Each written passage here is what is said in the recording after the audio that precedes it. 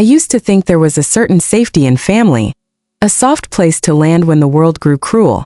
But that illusion shattered the night my sister's fiancé humiliated me in front of everyone, and she, my own flesh and blood, looked at me with a smile that said she'd been waiting her whole life for it to happen. My name is Claire. I'm 28, the quiet sister, the one who stays behind to make things easier for everyone else. Rachel, my older sister by 2 years, was the star since the day she was born. People called her radiant, confident, impossible to ignore. When we were little, I thought her light made us both shine. I didn't realize that sometimes one person's light only exists by casting another into shadow. Growing up, I did what younger sisters often do. I followed. I wore her old dresses, laughed when she laughed, listened to her stories about boys I'd never meet. Our parents adored her, and I never resented it, not at first.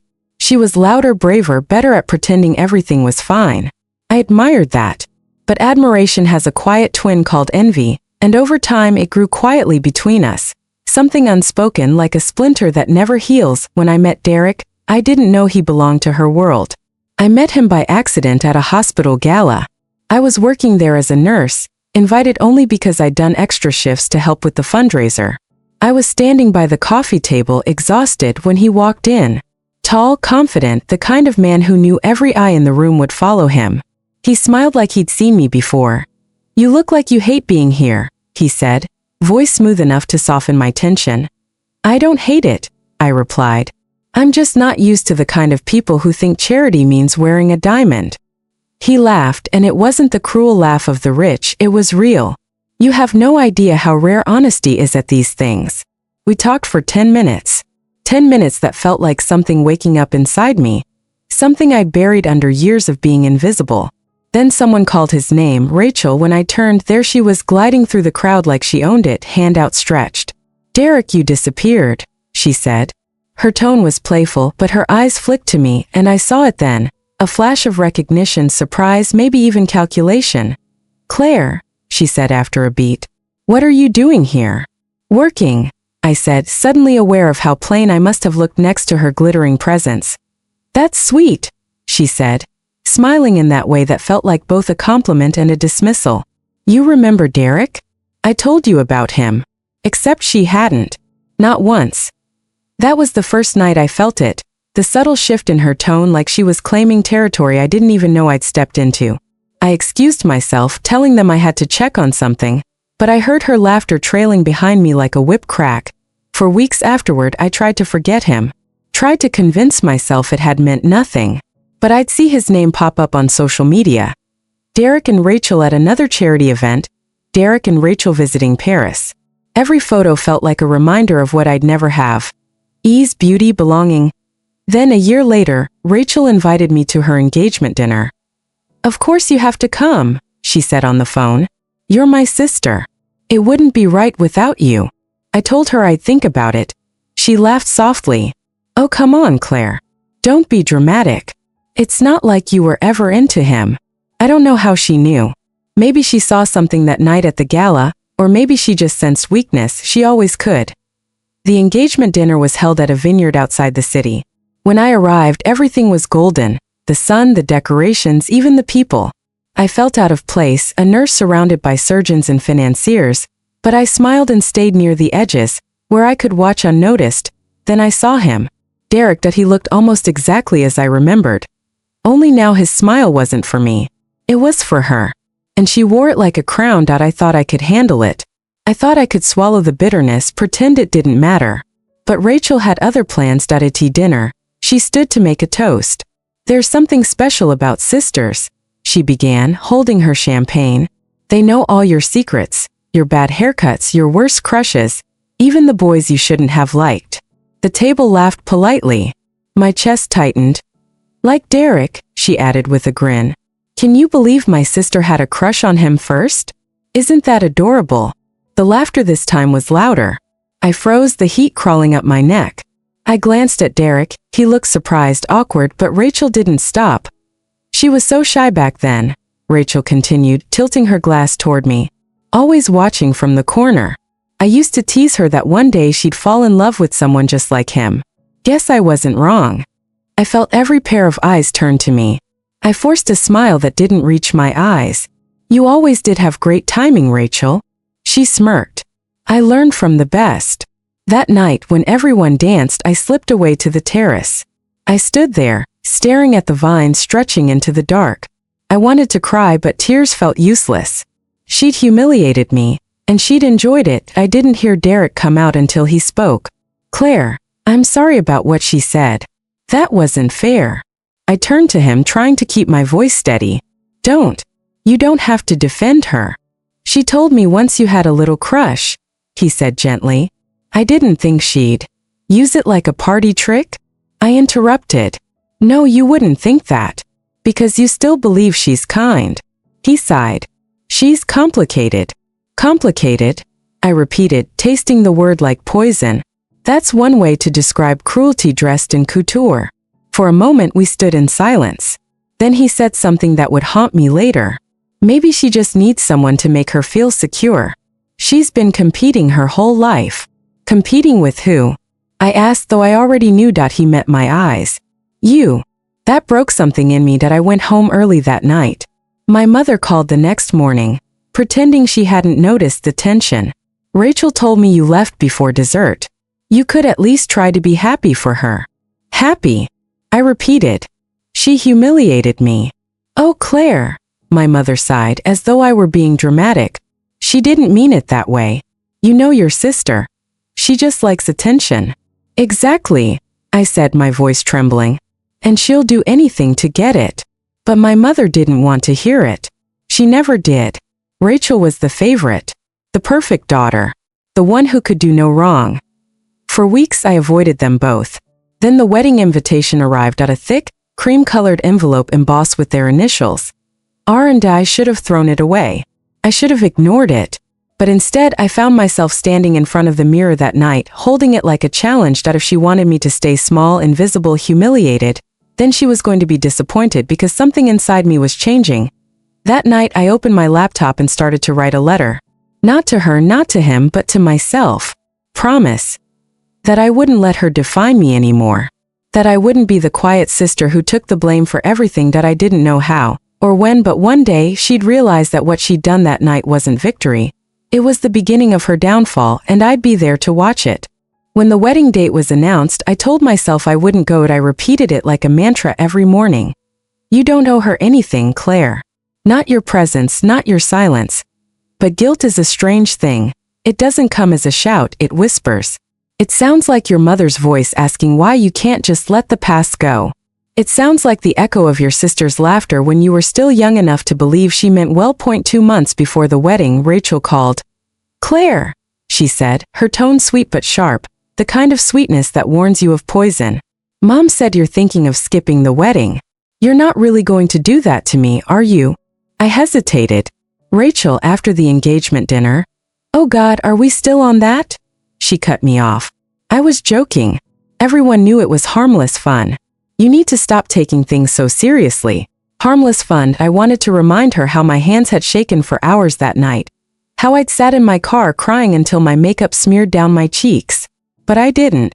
Because that's what she wanted, to make me react, to make me look weak. I'll think about it, I said quietly. She smiled through the phone. I could hear the satisfaction in her breath. Good. You'll regret it if you miss it. It's going to be the event of the year. When the call ended, I threw my phone onto the couch and sat there, staring at nothing. The event of the year. That's how she saw her life. A performance, an audience, and me in the back row, clapping politely. But the truth? Something inside me was shifting slowly, quietly, like a tide preparing to turn. I started taking extra shifts at the hospital. Partly because I needed the distraction, but mostly because I wanted to save money. Enough to move out of the small apartment I'd been stuck in since my breakup 2 years ago. I dated someone kind, predictable. A man named David who thought love meant safety. He'd left when he realized I was too guarded to let him in. Rachel had laughed when she heard. You really know how to pick them, Claire, she'd said, sipping her wine. Maybe one day you'll meet someone exciting. Exciting. Her word for reckless. Her word for dangerous. 1 week before the wedding, I got a call from Derek. Hey, he said awkwardly.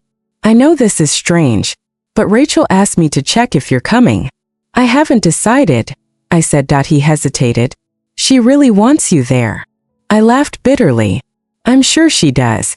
Nothing says perfect wedding like the sister she publicly humiliated showing up to clap for her happiness. He sighed. She feels bad, you know. I turned the phone over in my hand. Does she? Or is that what she told you to say? Silence. Then quietly, I'm sorry, Claire. For that night. For everything. There was a weight in his voice that caught me off guard. Regret? Guilt? I couldn't tell. I'll think about it, I said again and hung up before my heart could betray me. For the next few days I couldn't stop thinking about his tone, about how he'd sounded different, less sure of himself. Maybe Rachel's perfect world wasn't as perfect as it looked. The night before the wedding I finally decided that I would go. Not for her, not for him, but for me. Because no one was going to erase me from my own story. The morning of the wedding dawned bright and too perfect, the kind of day that makes photographers sigh in relief. The venue was a grand estate outside the city, with white roses curling around marble columns and a fountain that glittered like liquid glass. When I stepped out of the car, heads turned. I wasn't used to being noticed, but that day I'd chosen a deep emerald dress that hugged me in all the places I used to hide. My hair was pinned up, simple but elegant, and I wasn't trying to outshine her. I just wanted to exist on my own terms. Claire. I turned to see Derek's mother walking toward me. I hadn't seen her since the engagement dinner. She smiled warmly. You look lovely, dear. Rachel will be so glad you came. I smiled politely. Thank you. Inside, the air was thick with perfume and chatter. Rachel was in her element, laughing, glowing, playing the perfect bride. When she spotted me across the room, she paused mid-sentence. For a moment, her smile faltered. Then she recovered. Claire, she called out, loud enough for everyone nearby to hear. You came. She swept over, dress rustling like silk fire. I was afraid you'd miss it. I wouldn't dream of it, I said. Her eyes flicked over me, assessing, calculating. You look different. Thank you, I said simply. Her lips curved, but the smile didn't reach her eyes. It's good to see you making an effort. Maybe you'll catch someone's attention today. There it was. The dig, always hidden beneath honeyed words. I'm not here to impress anyone, I said, meeting her gaze for a second. Something flickered in her eyes, surprise, maybe even unease. Then she laughed lightly and turned away. Of course not. Derek appeared a few minutes later, adjusting his tie. When his eyes met mine, something changed in his expression. He stopped mid-step. Claire, he said softly. Congratulations, I said before he could speak further. Thank you, he murmured, still staring at me like he was seeing a ghost of something he'd buried. You look incredible. I felt heat rise in my chest, but I masked it with a polite smile. You should save those compliments for your bride. He flinched slightly, and for a moment guilt shadowed his face. She's lucky to have you here. I wanted to laugh, but instead I just nodded and walked away. During the ceremony, I watched them exchange vows under an arch of white roses. Rachel's voice was steady, clear, rehearsed. Derek's was quieter, heavier. There was something unreadable in his eyes when he looked at her, something that didn't fit the fairy tale she was trying to sell. After the ceremony came the reception. Tables glittered under fairy lights, champagne flowed like water, and laughter filled the air. Rachel was the sun in every conversation. But I noticed something no one else seemed to, the way Derek's smiles grew tighter, the way his gaze drifted toward the horizon whenever she touched him. Halfway through the evening, as I stood near the bar, Rachel approached me again. Enjoying yourself? She asked, her tone sharp behind the smile. It's beautiful, I said honestly. You did a great job. Her eyes gleamed. Derek always said you had good taste. I guess he wasn't wrong. There it was again, that subtle sting. Rachel, I said quietly, you've won. You got everything you wanted. Why are you still trying to hurt me? She tilted her head, feigning innocence. Hurt you? Oh, Claire. You're too sensitive. No, I said, my voice low but steady. You're too cruel. Her expression hardened for the briefest second before she smiled again. Careful, little sister. People are watching. She walked away before I could reply. An hour later, I found myself outside again, on the same kind of terrace where she'd humiliated me months before. The music thumped faintly through the walls, but out there it was quiet. I thought I was alone until I heard footsteps. Running away from the party? Derek's voice. I didn't turn. You tell me. You're the groom. He sighed, moving to stand beside me. Rachel's intense. Always has been. That's one word for it. He chuckled bitterly. You were right, you know. That night at the engagement dinner, you saw her clearer than I did. I looked at him. And you still married her. He met my eyes. Because I thought I could fix it.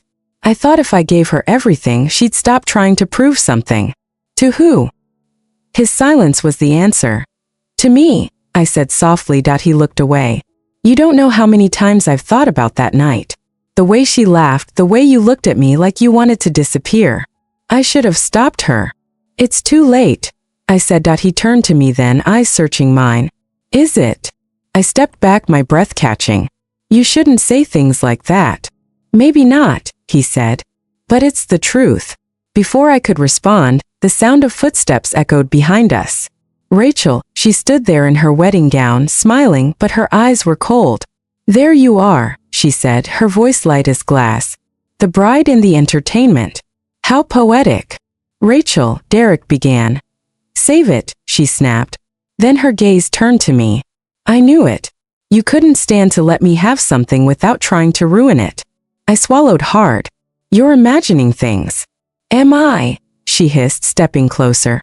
Do you think I didn't see the way he looks at you? The way you look at him?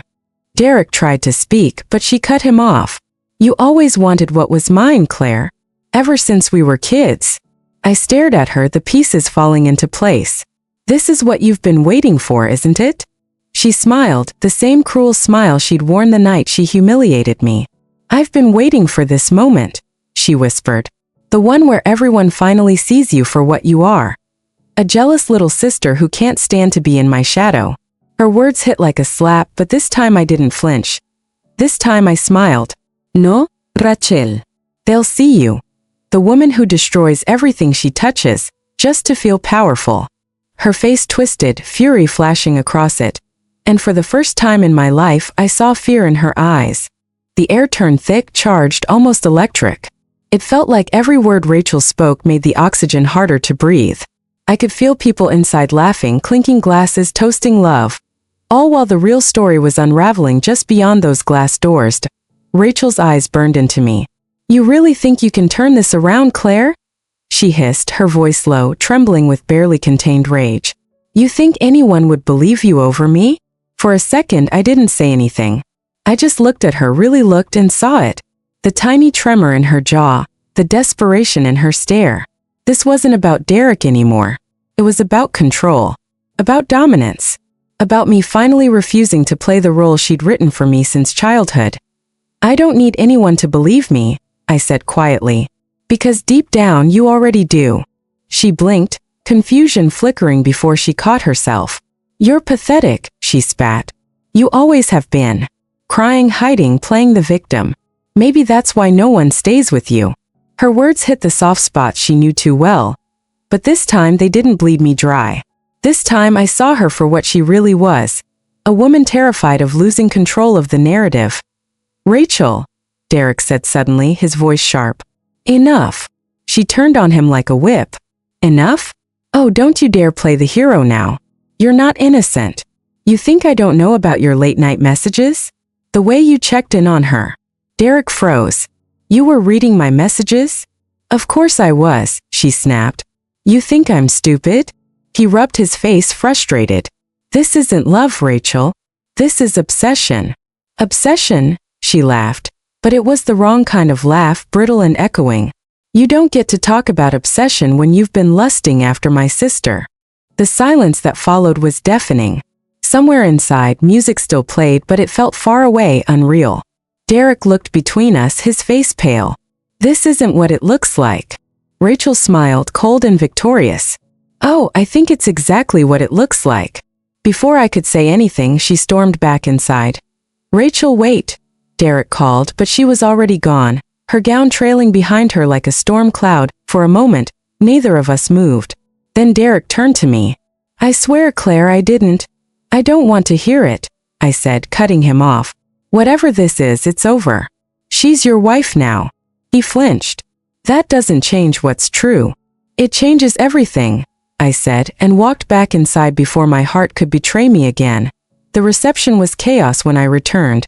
Rachel stood at the microphone in front of 200 guests, her smile wide and trembling. I knew that smile. It was the smile she wore when she was about to burn everything down just to watch it glow. Ladies and gentlemen, she began, her voice bright but unsteady.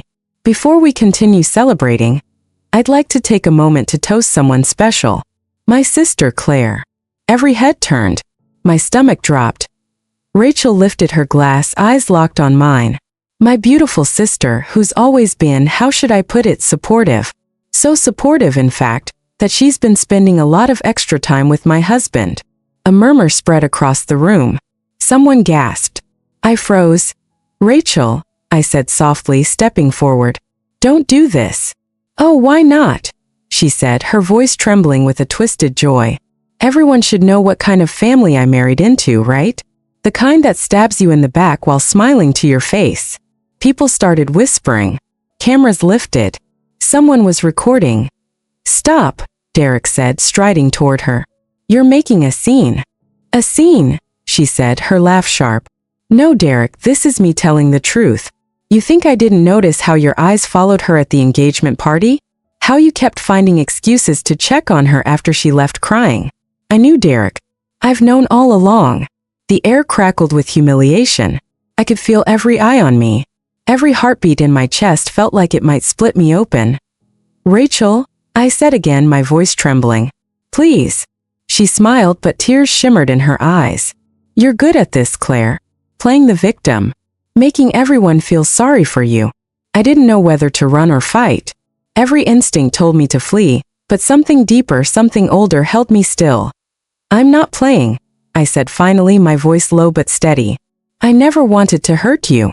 Oh, save it, she snapped. You can cry later when everyone sees who you really are.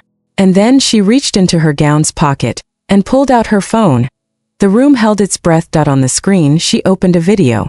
It was footage from the engagement dinner, the same night she'd humiliated me. But this wasn't the version she wanted everyone to remember. This was the truth.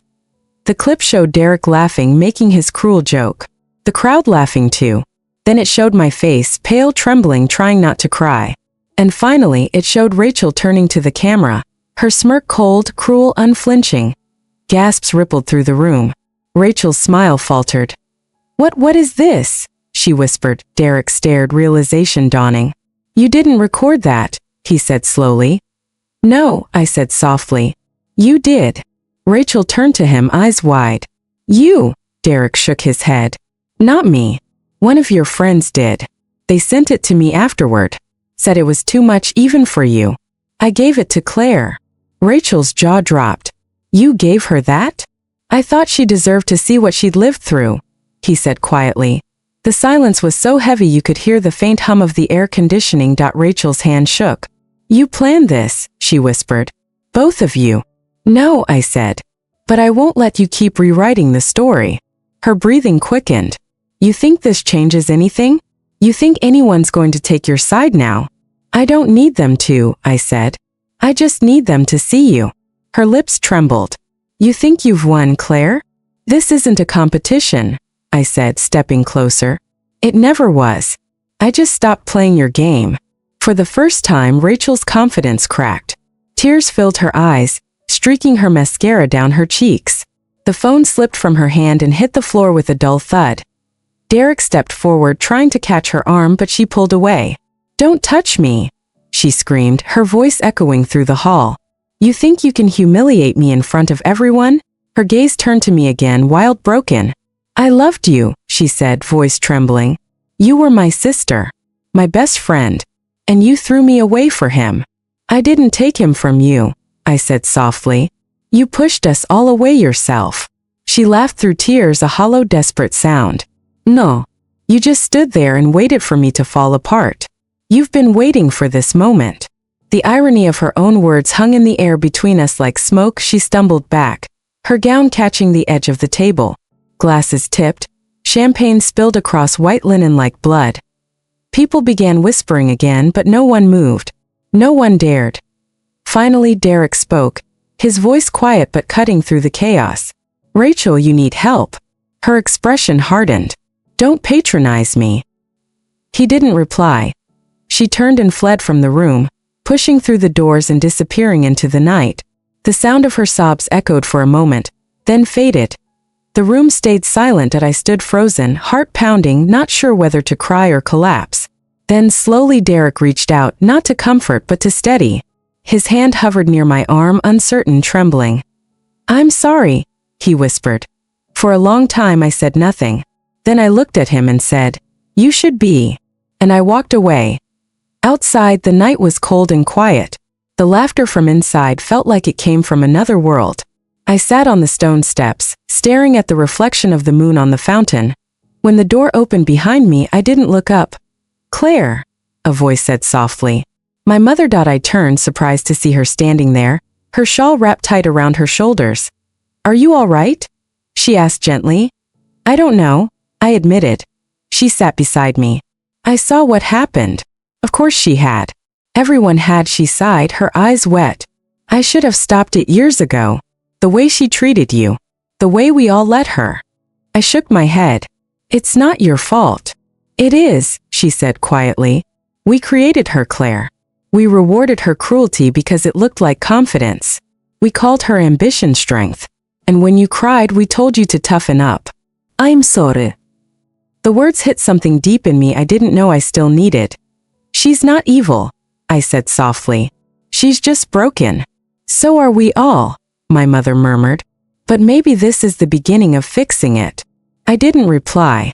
I just sat there, letting the night swallow the noise inside. I could hear voices again, people trying to pretend the evening hadn't fallen apart. But for me, everything had already changed, because in that moment on those cold stone steps, I realized something simple but true. Rachel's cruelty wasn't my story to carry anymore. It was hers, and I was finally free to write my own. 3 weeks passed before I heard her voice again. 3 Quiet. Strange weeks filled with messages from people who suddenly wanted to check in, ask if I was okay, pretend they hadn't been filming while I was humiliated. The internet had already done its cruel work. Snippets of that night had leaked online, twisted, re-edit, shared across gossip pages with captions like, "Bride breaks down over sister's secret affair." I hadn't read the comments, but I didn't have to. The truth had lost its shape somewhere between hashtags and views. People loved the scandal more than they ever cared about the story behind it. I deleted every app, silenced every notification, and stopped answering calls. I rented a small flat on the other side of the city, quiet, anonymous, stripped of memories. For the first time in years, no one knew where I was until that morning. The knock came just as I was making tea. Soft at first, hesitant. Then again, louder, faster. When I opened the door, she was standing there. Rachel. Her hair was unwashed, tied loosely at the back. Her makeup smudged beneath eyes that hadn't slept. The woman who'd stood beneath chandeliers, commanding a room with a smile, was gone. In her place was someone raw, hollow, and human. "Can I come in?" she asked, voice trembling. I froze. "Why are you here?" She bit her lip, glancing past me into the small apartment like she expected Derek to be hiding inside. I didn't know where else to go. I wanted to slam the door. God, I wanted to. But I didn't. 5 minutes, I said finally, stepping aside. She entered cautiously, like she might shatter something by breathing too hard. The silence between us was unbearable, the kind that filled every corner of the room with unsaid things. "You've lost weight," she said, eyes darting across me. "You've been watching the videos," I replied quietly. She flinched, looking away. "You think I wanted that? You think I enjoyed seeing myself like that? I think you liked it until it turned on you." Her jaw tightened. Maybe I did. We stood there, two versions of the same childhood, facing each other like strangers. "Why are you here, Rachel?" I asked again. She swallowed hard. "He left. I didn't ask who. I didn't need to." "Derek." She nodded, eyes glassy. "He said he couldn't do it anymore. That I need help. That I ruined everything." I didn't move. "He's right," I said quietly. Her gaze snapped to mine, wounded. "You don't even hesitate to say that." "I've spent my whole life hesitating for you," I said. Making excuses for you, covering your messes, taking the blame. I'm done. She stepped closer. You think I wanted to be like this? You think I wanted to hurt you? I don't think you cared enough not to. The silence cracked like glass. She sat down on the couch, burying her face in her hands. Everyone hates me, she whispered. My friends stopped answering. Even Mom barely talks to me. I've lost everything. For a moment, despite everything, I felt it, that old reflex, the one that made me want to fix her. But I didn't move toward her. Not yet. You haven't lost everything, I said softly. You're still breathing. She laughed bitterly. That's not living. I sat across from her. Then maybe this is your chance to start. She looked up at me, tears streaking down her face. Why are you being nice to me? Because someone has to be, I said. Even if it's not what you deserve. For a long time, neither of us spoke. She just cried, quietly, helplessly, like a child who'd finally run out of ways to fight. When she finally looked up, her voice was small. Do you remember the summer at the lake house? I blinked. Of course. You fell off the dock and almost drowned, she said. I told everyone you slipped, but you didn't. You jumped. You wanted to prove you weren't scared. I laughed at you for days after. I remember. I whispered, her lip trembled. You weren't scared of the water. You were scared of me. You always were. The words cut deeper than I expected. I was scared of how much I wanted you to love me, I said. That was when she broke. Really broke. The sobs came hard, shaking her shoulders. 4 years I'd imagined this moment. Rachel finally realizing the damage she'd done. I thought it would feel like victory. It didn't. It just hurt when she quieted. I brought her a glass of water. Her hands trembled as she took it. Thank you, she whispered. We sat there for hours.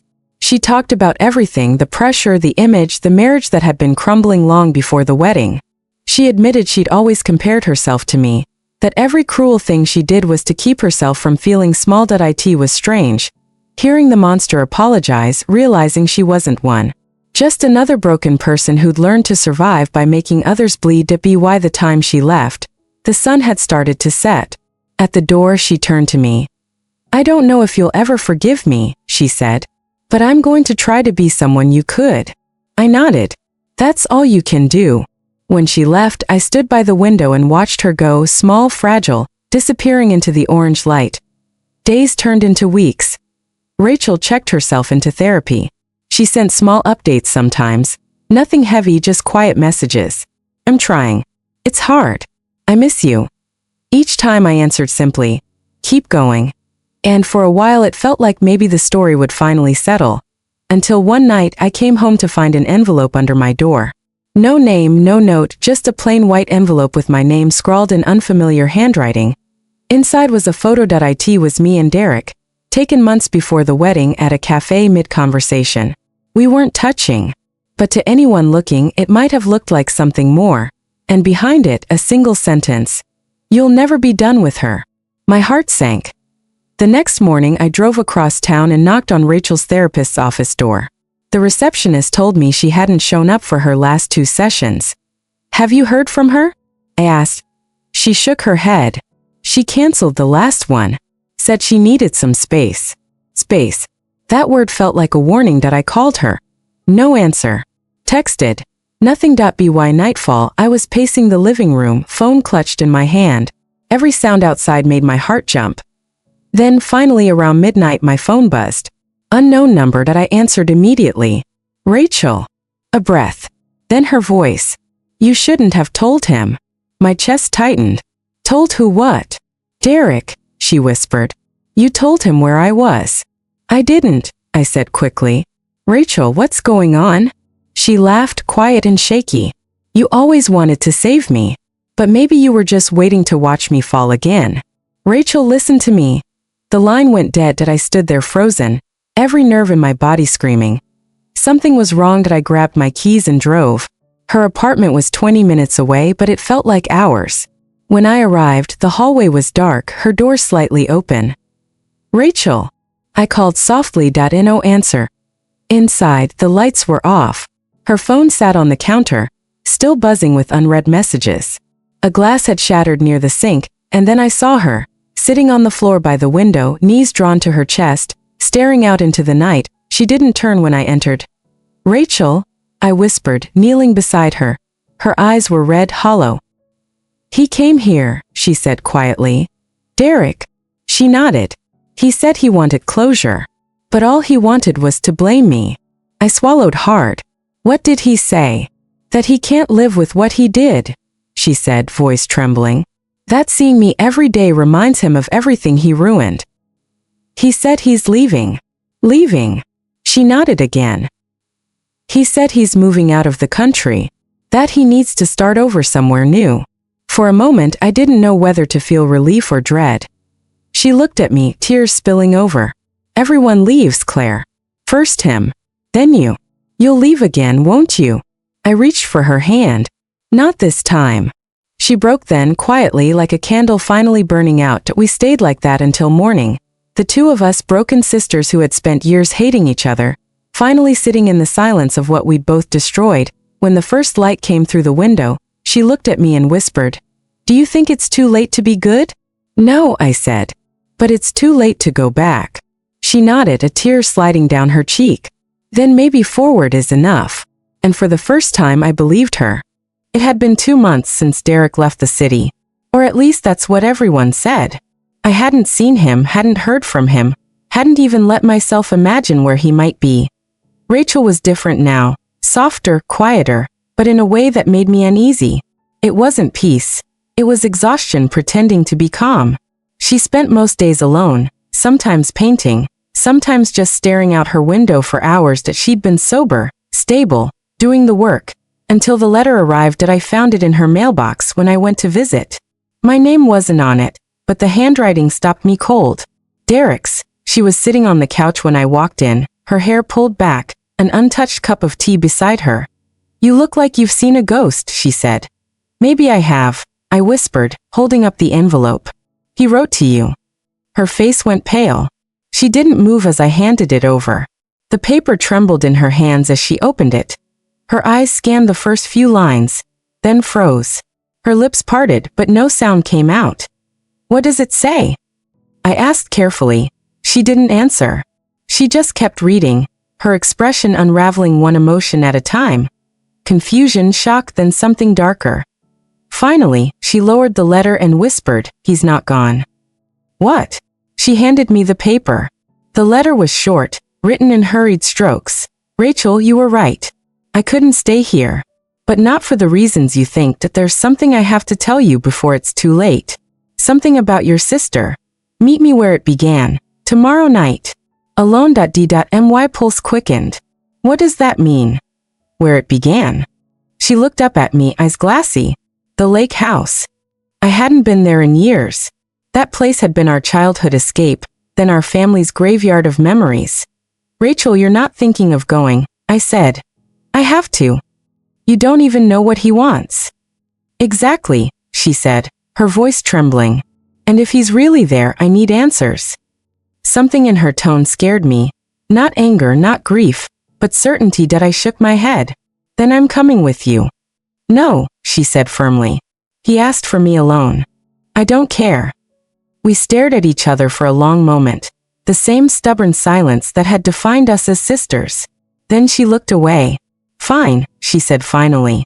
"But if this goes wrong, it's on you." The lake house hadn't changed. The paint was peeling, the dock rotting at the edges, the trees whispering secrets only the wind understood. We arrived just before sunset. The sky was painted in bruised oranges and pinks, the same way it had been the summer we almost drowned. Rachel stood at the edge of the dock, arms folded. "He's not coming," she said after a while. "Maybe he's late." She shook her head. "No, Derek was never late." The air was thick with silence. Then suddenly a sound. A car door closing.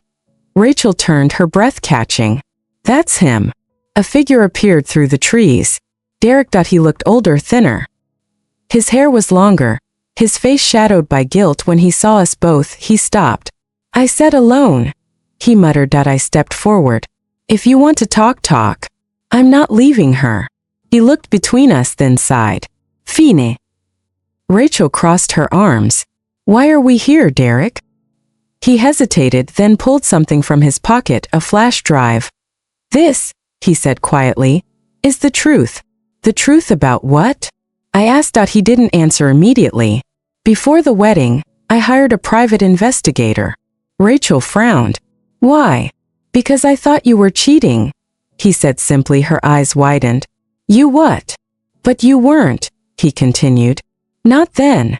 I felt something shift in my chest. "Then why?" He turned to me. "Because the investigator found something else.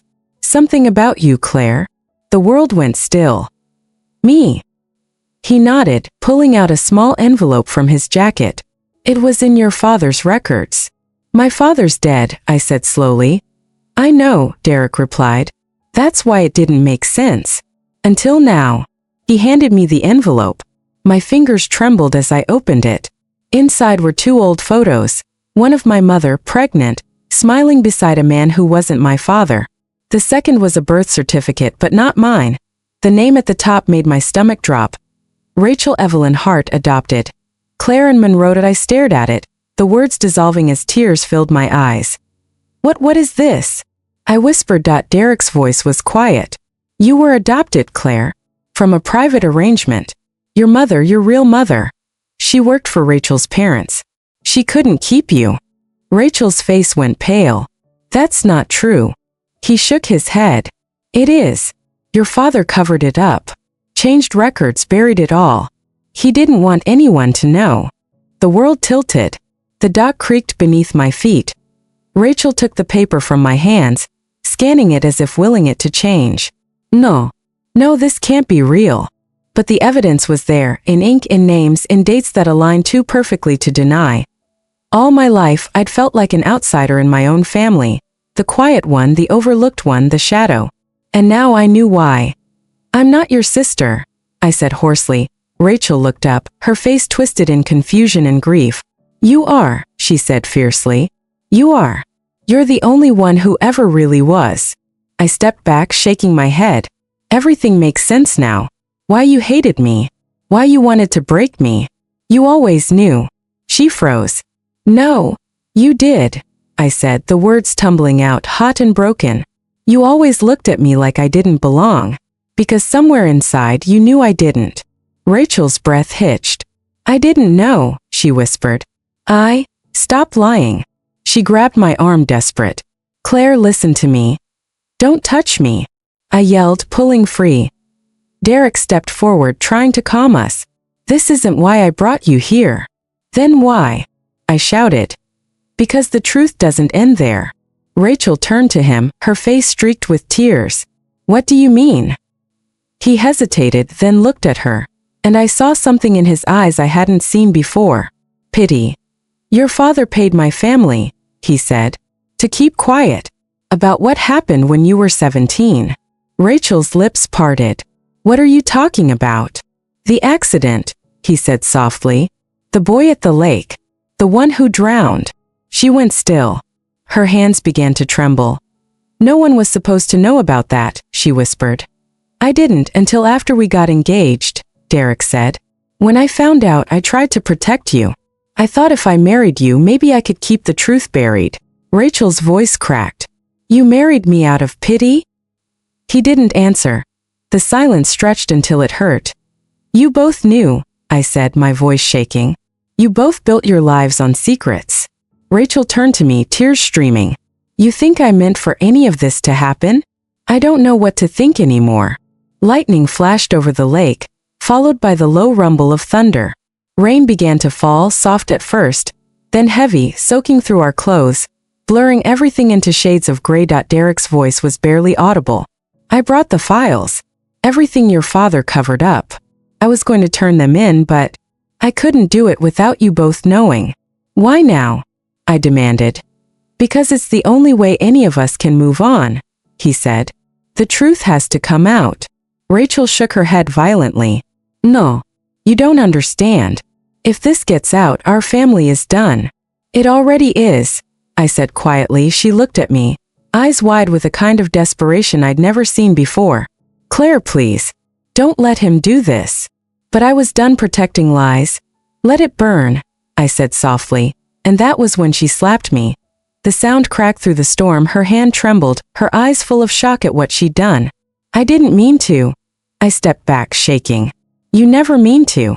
That's the problem. The rain poured harder. Derek tried to step between us, but Rachel shoved him back. You think you can just expose me? Ruin me? She screamed. I'm not ruining you, I said. You did that yourself. She took a shaky breath, her mascara bleeding down her cheeks. Then I guess there's nothing left to lose. And before either of us could react, she turned and ran. Rachel! Derek shouted, sprinting after her. She disappeared into the woods, her white dress vanishing in the storm that I chased after them, my shoes sinking into the mud, branches clawing at my arms. Rachel! Lightning split the sky again, illuminating her for a moment, standing at the edge of the cliff by the lake, rain pouring around her. Derek reached her first, grabbing her wrist. Don't do this. She looked at him, tears mixing with rain. You took everything from me. No, he said, his voice breaking. You still have her. She turned toward me. Our eyes met, and for one terrible second, I saw the girl she used to be. Then she whispered, You'll never be free of me. And she stepped back. The scream tore through the storm, swallowed by thunder. Derek lunged, but it was too late. She was gone.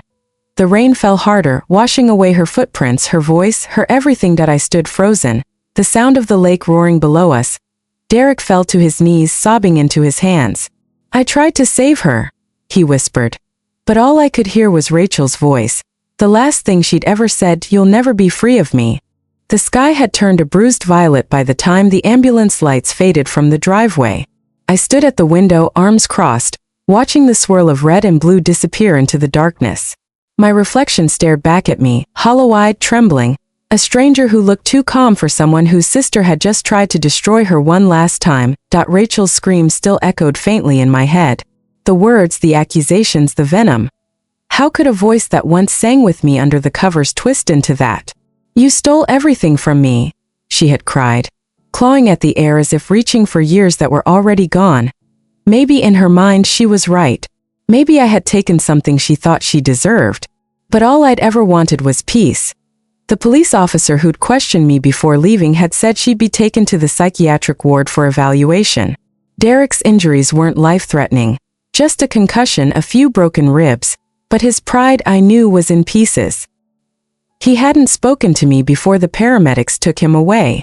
Just looked at me once, eyes glazed with shock, like a man who had finally seen the truth of his own ugliness. I closed the curtains. The house was silent except for the creak of the floorboards as I walked back to the living room. Everything was still in disarray. Broken glass, overturned furniture, Rachel's perfume still heavy in the air. The chaos of our lives condensed into one tragic tableau. I sank to my knees beside the shattered vase. The lilies Derek had bought for her were crushed beneath the shards. I reached for one, its white petals now streaked with blood, mine, from where she'd cut me earlier. I stared at that flower for a long time. Felt symbolic in a way I couldn't name. Something pure ruined by hands that didn't know how to hold it gently. When I finally stood, I realized how quiet it truly was. No whispers. No laughter. No threats. Just me. The silence was terrifying and freeing. 3 months later, the house was sold and I moved into a small coastal town 2 hours north, a place where nobody knew the Spears sisters, nobody whispered about scandals or inheritance or engagements gone wrong. The sea was rough, unpredictable, honest. I liked that about it. I rented a tiny cottage overlooking the cliffs. The mornings smelled like salt and damp stone, and sometimes when the wind howled through the window cracks, it sounded like the ghosts of every word I'd left unsaid. For the first time in years, I slept without fear. But peace, I learned, isn't silent. It has its own voice. A whisper that asks you to face what you've buried. And every morning I did. I wrote long, messy letters addressed to no one and everyone. My mother, Rachel, Derek, even the version of myself who had once believed kindness could protect her. The letters piled up in a shoebox under my bed. Unsent but necessary. Some nights, I'd walk to the edge of the cliffs and read them aloud to the sea. The waves never judged. They just swallowed everything and came back again. One evening, as I was locking up my small gallery, a modest space where I displayed local artists' work, a car pulled up across the street. I didn't recognize it at first, But when the door opened and a familiar figure stepped out, my breath caught. Derek. He looked older, thinner. The confidence that once hung off him like an expensive coat was gone. He walked toward me slowly, his hands buried in his jacket pockets. I felt my pulse quicken, but not from fear, just the weight of too many memories colliding at once. "Claire," he said softly. "You look well." I didn't answer. I just waited. He nodded, as if expecting the silence. "Rachel's in a treatment facility upstate. She's different. Sometimes lucid, sometimes not. She asks about you." I swallowed hard. "Does she hate me?" He hesitated. "I don't think she knows how to hate anymore." I turned away, blinking fast. The wind off the water was sharp that day. It stung my eyes, but I didn't want him to see. "I came to say I'm sorry," he continued. "For everything. I don't expect forgiveness. I needed to tell you that I was weak. I let her poison me against you. And when I realized what she was capable of, it was already too late." For a long time, neither of us spoke. The waves crashed somewhere below the cliffs, steady and endless. Finally, I said, "You both broke me, Derek. But you also freed me. I wouldn't have survived if I hadn't learned how to stop needing either of you." He looked at me, guilt and regret swimming in his eyes. "You always were stronger than us." "No," I said quietly. "I just learned that love isn't supposed to hurt." He smiled sadly. "Goodbye, Claire." "Goodbye, Derek." He walked away without looking back, and this time I didn't chase him. A week later, I received a letter. The return address was the treatment facility. My hands trembled as I opened it. The handwriting was shaky but familiar. "Claire, they say I might never get better. I don't know what that means. Sometimes I see you in my dreams and you're little again, holding my hand, asking me to share my candy. I wish I'd stayed that girl's sister. I wish I'd loved you better. Maybe in another life I will.